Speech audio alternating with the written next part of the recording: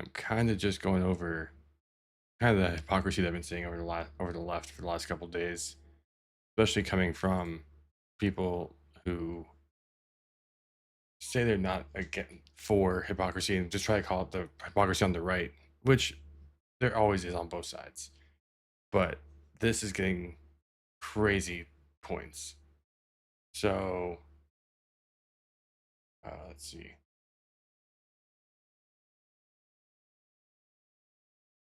Obviously, definition of hypocrisy is uh, a situation where someone pretends to believe something that they do not really believe, or that is the opposite of what they do or say at another time. That kind of brings us to more or less the Nick Shirley Act, as well as trying to shut down the journalists and everything else that we've been seeing for the last couple of days. um, which is to say that this was the precipice. Um, the administration finally has been building to this point, and now thinking that they were going to officially really cross this line. And in arresting you, they were coming after free speech in America and the entire journalistic press corps, period. They've long been building up, trying to criminalize. First, they're trying to criminalize people exercising their right to protest, their right to organize, their right to assembly. But your arrest was an escalation into now trying to outlaw witnessing, reporting, and discussing what was actually happening as well. And so we, of course, We don't really go any further than that. Like, okay, well, they want to stop us reporting on more or less just the fraud that's happening in California, the fraud that was happening in Minnesota, that the FBI has been working on. Oh wait, no, we everyone with a camera, they're journalists. They must be protected at all costs, and anything that goes against them turns them into not being a journalist anymore. Oh wait, you're harassing someone at all. So I can go and see Nick Shirley talking to um, one of the congressmen in California, more or less asking about what does this bill actually do, and so we can hear that as What's the well. truth about the Stop Nick Shirley Act? So you've heard a lot of people trying to call you a liar. Why don't we just read the bill? I think that's what everybody just needs to know. So in this section of AB 2624, which we call the Stop Nick Shirley Act, it says a person, business, or association shall not publicly post or publicly display, disclose, or distribute on the internet or social media the personal information or image of a designated immigration support service provider, employee, or volunteer if that individual or individual entity or organization authorized on the act of their behalf. And that's just some of the language. And But what does that mean? Immigration support services provider. you're exact. See, and that is where the devil is in the details. Designated Immigration Support Services Facility means a facility where immigration support services are provided, including but not limited to nonprofit organization offices, Department of Justice recognized entities, community legal clinics, law offices, accredited representative sites that provide immigration legal services, and healthcare facilities. They threw that into designated immigration support service facilities, healthcare facilities. And healthcare is at the very bottom of this. Mm-hmm. But that's where a lot of the fraud's taking place inside of Medi-Cal. For instance, the hospices, the daycares are with CalWorks, but they're with anything to have to do with immigrants, essentially could not and is actually punishable. You're 100% right. And that's where, again, the devil is in the details. Their definition of harassment is repeated, unreasonable, and unwelcome conduct. What is unwelcome? So I don't know if that exactly targets that more, just because it says the word and. So the and in that I think is what. And So the fact that it says and is the biggest issue there that I'm seeing, is it has to be repeated, unreasonable, and unwelcome. So I think going around asking questions at least once is probably fine. Unreasonable is probably also fine, because I guess you're trying to push yourself into a situation and try to go that way. wouldn't work. But unwelcomed is anything. Unwelcomed is just, hey, I don't want you in my store. That's everyone's right to pretty much just say you're unwelcome on my property. Get out. So unwelcomed is just a freebie thrown in there. The repeated, I think, is the only one that's kind of a little bit difficult. But if it was an or, I think would cause a lot more issues. In just saying it can be repeated, or unreasonable, or unwelcome. I think that kind of changes it, but it all depends on how the law is then enacted in that case. So it can be a part of that whole situation of, hey, no, you can't go and investigate anything else. But it also says that if it's targeted at individuals who would cause a reasonable person to fear their own safety or the safety of a household member. Yeah, I think you have to be able to prove that in some sense. Which, granted, I don't think Dick Shirley did any of that in any of his videos, but just going off of that alone, to me, would say that it's kind of a dumb bill to begin with, and I know it's going through revisions as well. So we'll see what the final end becomes. Unwelcome conduct. What is unwelcome conduct? Simply you asking questions today, can that be considered unwelcome? What do they Technically, mean yes. by things that you could generally fear? So if they say the words, I was harassed by Nick Shirley if you were out videotaping a hospice, you would fall under this because healthcare facilities is a designated immigration support service facility. That is part of the definition. It is written here that if you post this online and they give you a demand made under that paragraph, shall be effective for 4 years, where you could be punished. So what people really need to know is that the state of California is deciding to punish the journalists out there that are doing the work and exposing the fraud instead of punishing the fraudsters. In a government that diminishes transparency has something to hide. And what are some more crazy things about this bill? There's a section in this bill that says any records or documents pertaining to a program participant shall be held confidential. So there are workarounds in this bill that will hide information that if you wanted to find online the Quality Learning Center, all of these areas can be now moved around and shifted. They are making it harder to find the people's money when we should be making it easier. When we have already proven that in 3 cases alone in the state of California, $500 million in fraud. Thank you for that. And so essentially, an NGO or a daycare, anything that falls underneath immigration support providers, their information would then become confidential. Exactly. Well, that's exactly right, is that they can hide it because they have changed the definitions. Designated Immigration Support Services Facility also includes healthcare facilities, also includes nonprofit organizations, and not only that, areas that the Department of Justice actually recognizes those entities. It's such a broad thing, so you can cover everything. And then when you look at those definitions, when I read you the bill, I am reading the physical bill. So when they call you a liar, how?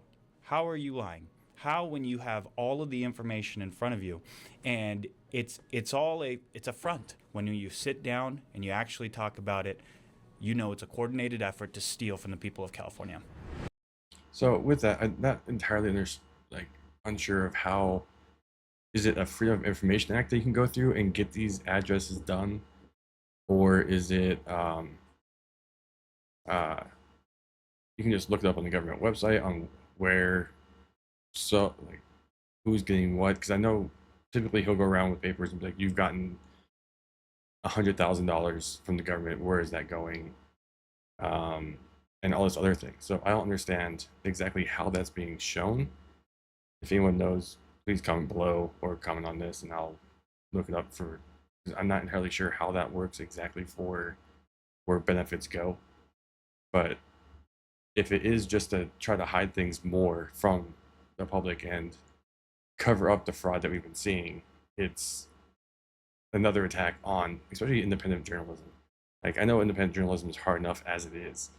There's so much research has to be done, and you have to go to the places, and there's such a heavy cost, and now you're being targeted by lawmakers in general. And especially now, everyone has a cell phone. So anything that happens anywhere, they are considered journalists if you're of course, the right party, and exposing what they want you to expose, like the ICE protests and all the other things that were going on. They were like, "Oh, these are crazy abuses of power, all these crazy escalations that shouldn't have happened."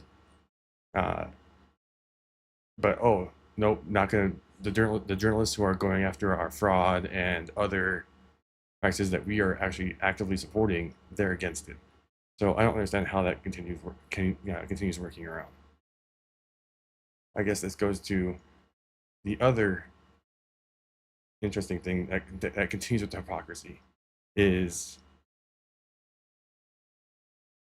with World War II. Obviously, we have all that massive history. No one wants to be called a fascist or any of the other that would tie you to that actual regime. But now we're seeing it constantly. Like, it even just feels bad just saying it in general. But now we're just seeing it again and again, where, if you guys remember, the Elon Musk going around to his speech at Madison Square Garden. You know, there are elections that come and go. Some elections are, you know, important. Some are not. But this one, this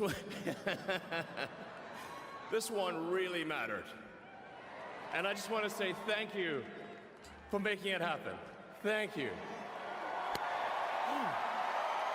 And then they'll say, "Oh, look, he doubled down. Oh, he did it twice." My heart goes out to you.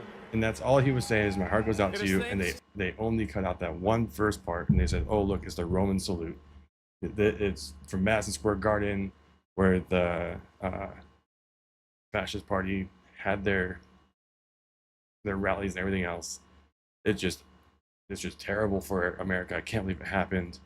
We saw AOC come out and just saying, "Hey, you're defending the Heil Hitler that was performed and repeated on emphasis, and that they can stop listening to them now."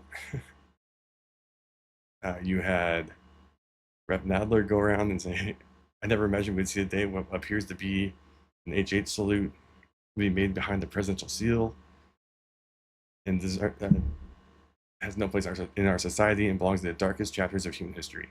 I urge all my colleagues to unite and condemn this hateful gesture for what it is, anti-Semitism." And then fast forward to 2026, and once again we have parties going around. We have Graham Plattner.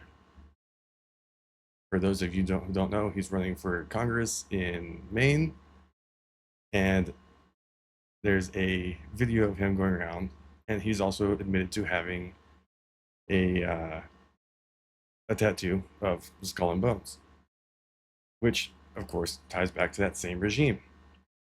When he was asked about it, he always brought up the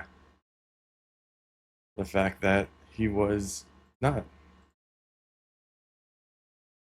And the reason that we are showing this video is because at the very end, you can see a tattoo on your chest. And I've been told that some of your political opponents are telling reporters that that tattoo has a Nazi affiliation. And I would like to know, is that accurate? Are you a secret Nazi?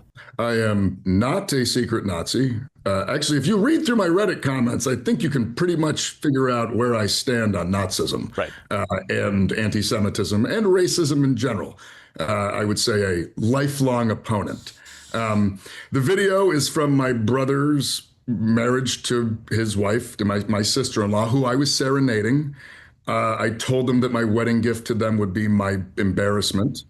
And so I performed a lip sync version of Miley Cyrus's Wrecking Ball to my sister-in-law on the day of her wedding to my brother. And and now, of course, that embarrassment, which was mostly just held internally in the family, as we always watched that video at family events and laughed, is now shared with the world. So I feel like I'm just going to give them a wedding gift for the rest of my life, which is great. I love them deeply. But once again, like, I'm not going to go and comment on the drunken singing. Like, we all do stupid stuff with our friends, especially with our family, and going out and partying, have a good time, especially knowing that he's a veteran and everything else.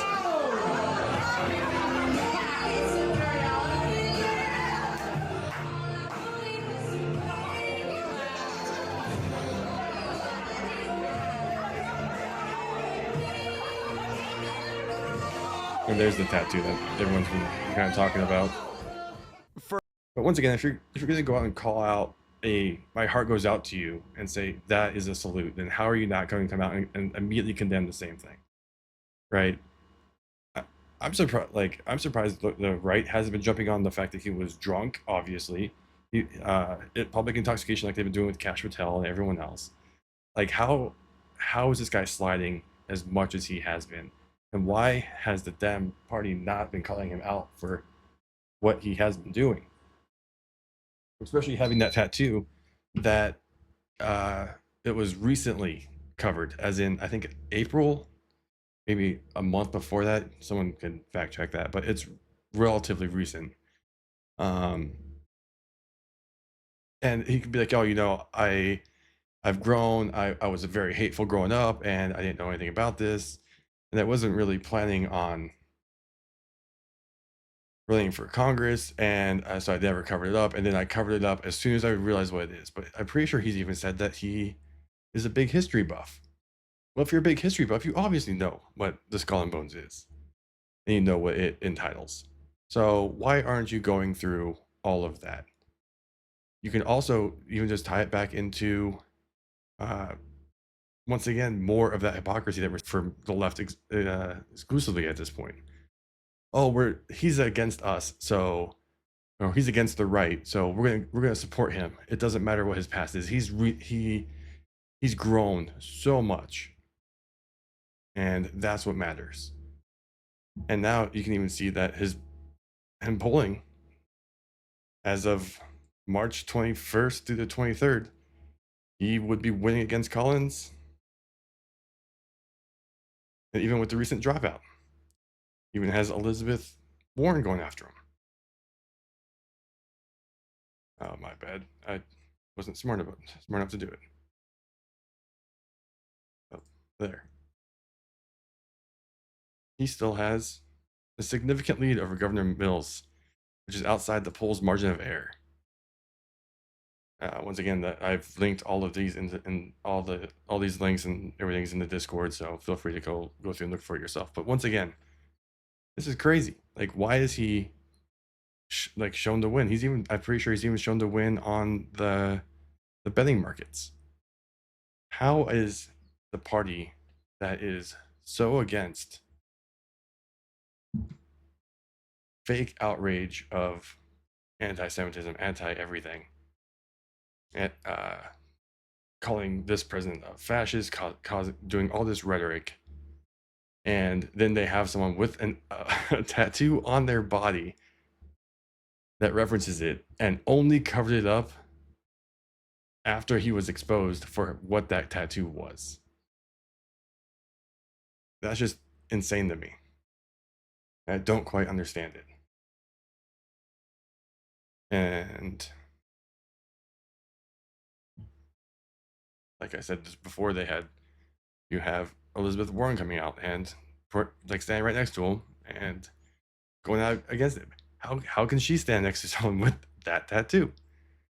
Now, obviously, he said that he's grown and that he was never that way, and all of his Reddit posts and everything else was just him being a young and just hateful individual who suffered from PTSD, which I would understand, but I would not have expected him to change it up within the last month or so, and that's when he decided to hide it.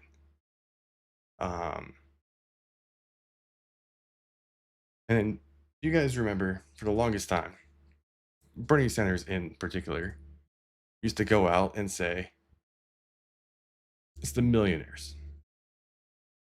We shouldn't have a single millionaire, and they should be taxed at higher rates. And as he got closer and closer to being a millionaire, now it's the billionaires' problem. Why are the billionaires the biggest issue in America? And how they should be paying more and more of their fair share, which is kind of crazy. Especially seeing, once again, a Sanders-aligned liberal group is endorsing a billionaire for California governor. Like, what is going on here? I'm going to play the CNN clip. We'll see what happens. Now But to a bit of a political head scratcher. An anti-billionaire group is supporting a billionaire for California governor. The group is Our Revolution, founded by Bernie Sanders' 2016 presidential campaign, and it released a statement saying, in part, "We've never endorsed a billionaire, but Tom Steyer is using his position to upset the system. He has put his money where his mouth is on climate change and is running on taxing the wealthy, single-payer health care, and getting big money out of politics." I just actually want to show you and our viewers. hold on. Did he just say he wants to get big money out of politics? He's a billionaire. I think he is the big money that is in politics. It's more or less the far side of Trump. Once again, we are seeing, oh no, it's the billionaires who are bad. Unless they are our billionaires. Our billionaires are good, and this is why they're good. No, they're good because they support your movements. They aren't going to tax themselves higher. Why would they do that? No one has ever done that. Instead, they're going to create more tax loopholes, and once again, it's just not going to be exactly what they want it to be or what they thought it was going to be. For those who aren't, familiar with the website of Our Revolution, I'm sure most of you out there are. The first line in their About Us mission statement, look at this. Our revolution was founded to elect progressives and fight for a government that works for all of us, not the billionaire class. Not the billionaire class, unless they are our billionaires. Our billionaires are the ones that we are willing to support. Yeah, and I guess they're making an exception here. Tom Steyer, I imagine, is a good billionaire in their minds. There is. What happened? So there's good billionaires. So the bad billionaires are the ones that obviously don't align with them. If they eat the rich, is he a part of the eat the rich class? Like, this doesn't make any sense on where is there now a second category? Oh, no, you used your billions for what we wanted, and because they're what we wanted, now we will support your billionaire. But Elon Musk and all the other right-leaning billionaires, which by the way aren't very many, most of the millionaires and billionaires support the left, and they always have supported the left, which I don't quite understand why that is. So, especially since I just started looking more and more into this. Obviously, more research is done on my side, but once again, it's just our billionaires. We must protect and elect our billionaires. Is a wing of sort of the Bernie Sanders wing that essentially believes that billionaires should not exist at all. And, they're obviously seeing an opportunity with Tom Steyer, who now is leading a lot of the polls because Swalwell is not in this race anymore. They're seeing somebody who is using his money for good, also using his money to get elected. I mean, he's if billionaires should not be in, making such moves and affecting our politics, he's certainly doing that. Okay, so I'm glad you brought that up because we have a graphic for that as well. I mean, it's just mind-blowing. Look at this. Wow. Ad spending, okay? I mean, you can just see on the chart. Oh, look how much money that he has thrown into the race just to get himself elected. He's what, 4-5 times as highest as the next level?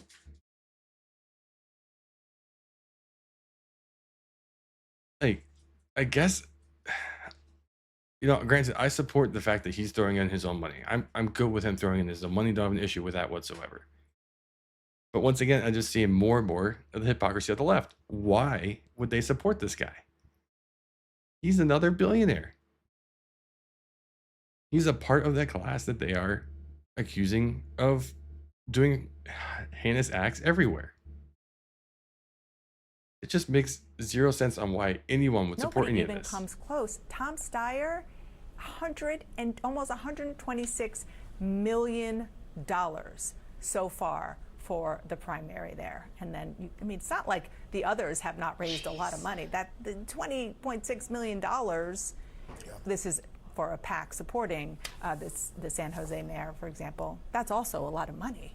But it's just dwarfed by Tom Steyer's money because he's got such deep pockets. Right? Yeah. He's got it. And I think that, like, I love that they caveat with, like, look, man, like, we're not into billionaires, but like this one, yeah, like, and I do think there is policy alignment in terms of the issues that Steyer cares about, and that he's not just like a newcomer to, that he's been somebody that's cared about these issues, campaigned on them, run many different elections, or for running races to try and win elections. I remember he has so much money, he had Juvenile. Obviously, big Juvenile gosh, fan, why right? did you? Yes, I had blocked that. It was South Carolina. It was South Carolina. You know Juvenile, Dana, obviously.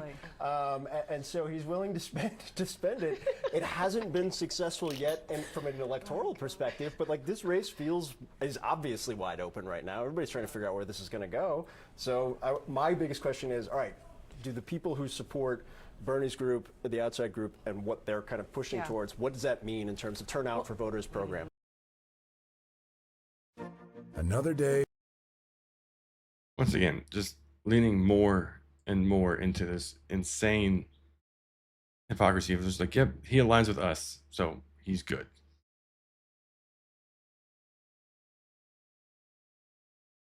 I just can't get over it. And granted, I just happened to scroll through this earlier. I wasn't going to talk about the rhetoric because the rhetoric on the both sides is absolutely abhorrent. Can't support calls to violence against anyone. Can't support actual acts of violence against anyone, especially if just for expressing your views or having separate views. But we are seeing a much higher change of the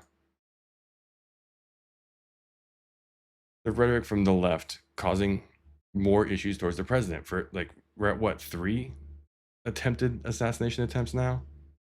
And just now, depending on what motives or what else is found in this investigation, the Secret Service officers exchanged gunfire with an armed suspect near the White House, and a juvenile bystander is injured.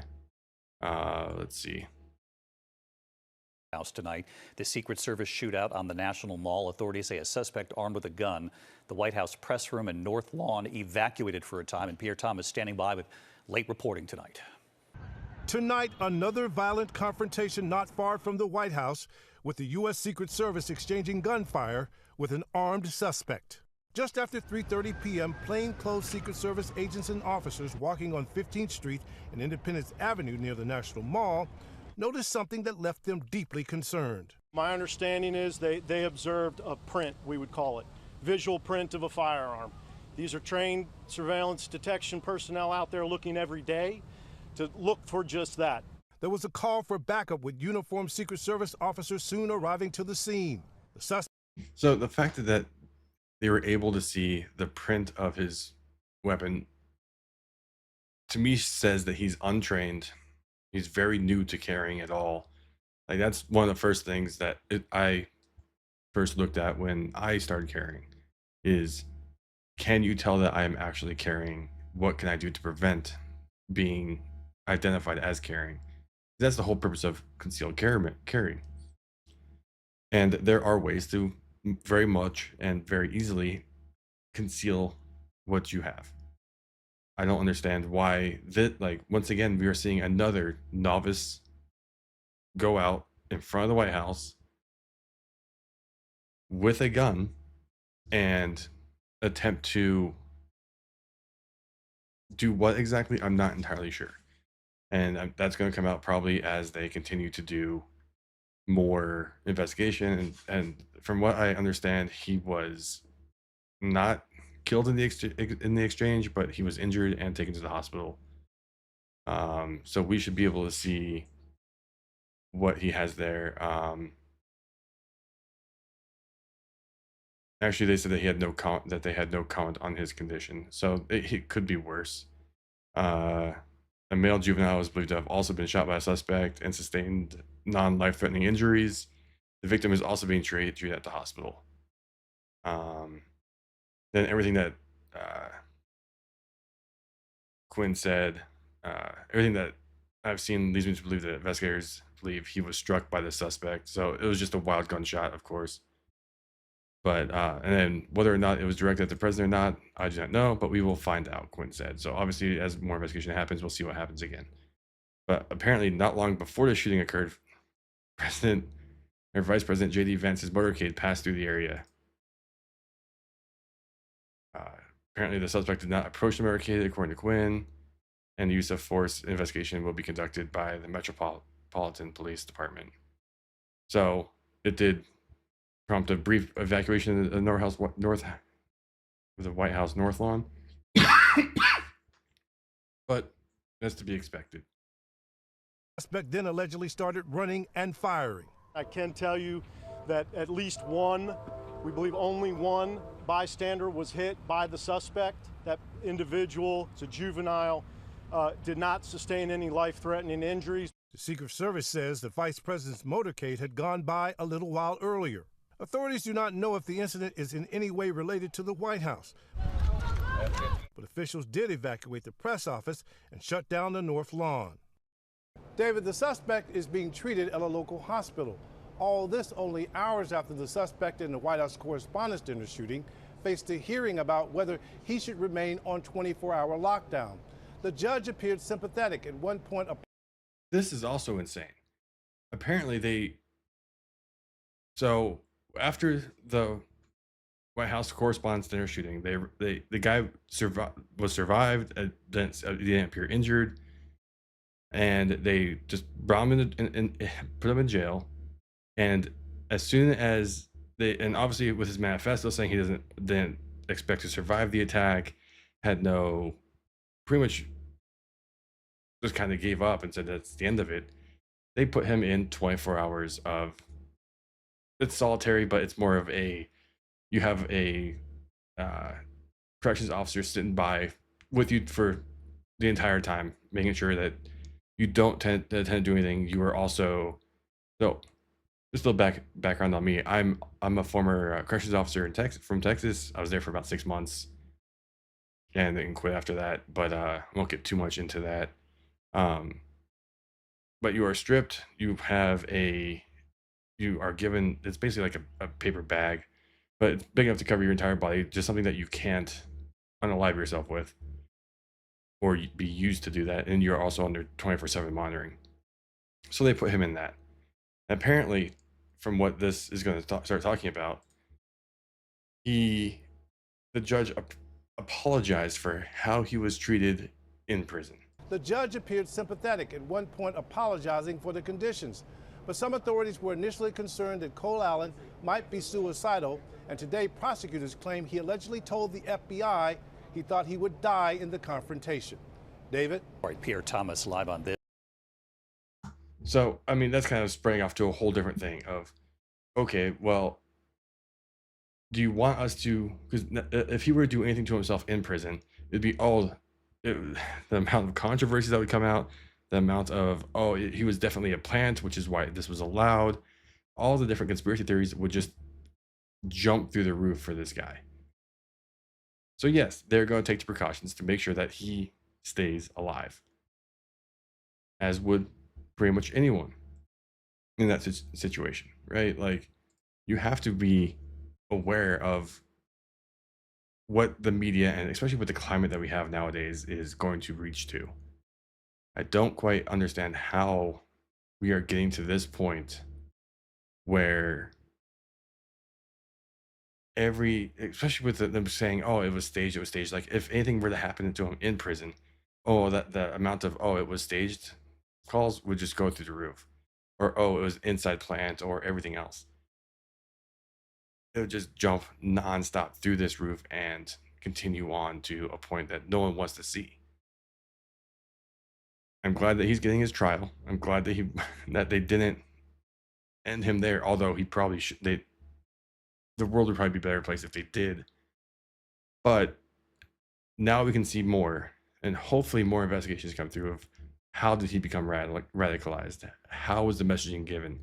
What was he watching? What was he involved with? What organizations he was a part of? Hell, you can probably go through Discord and everything else and make sure that these other communities weren't helping him in some way, shape, or form. He even came from California, so already extremely strict gun laws and what you can carry and what you can't. So with all of that, hopefully we get more and more information. And if it comes out that, once again, it's the rhetoric that we're seeing from the left of, you can even look up to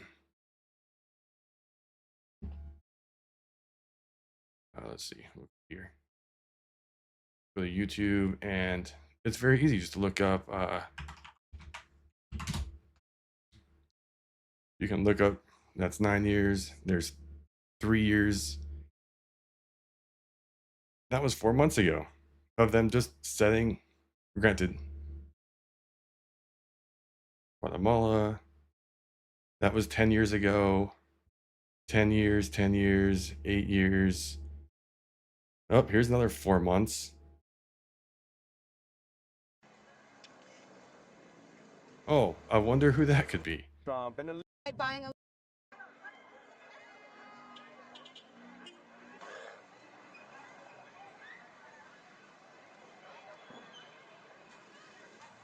I'm not going to show any more, but this is all it is.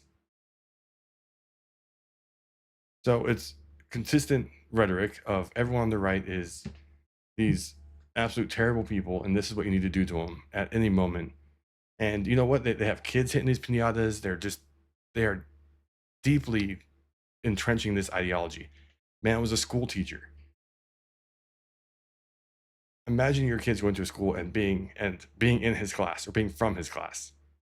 What was he teaching in class? What subliminal messaging was he giving? Especially the very impressionable young minds that are in that class, who are there to learn, who see him as someone to look up to and a figure that he wants to be. That's what led to more and more of the Charlie Kirk that's happened. And then they celebrate his death and everything else after that. So I know what, with that, I'm just done for today. May God be with all of you. And don't let them ever forget about Charlie Kirk and how they celebrated his death and cheered on it and then mocked his wife and his grieving family. Possible to say, you know what, I don't like the way the country is going, and to do something about it. Take that risk, take that leap of faith, stay involved, trust God, and act obediently. Romans 12:2 verse, that God will use all things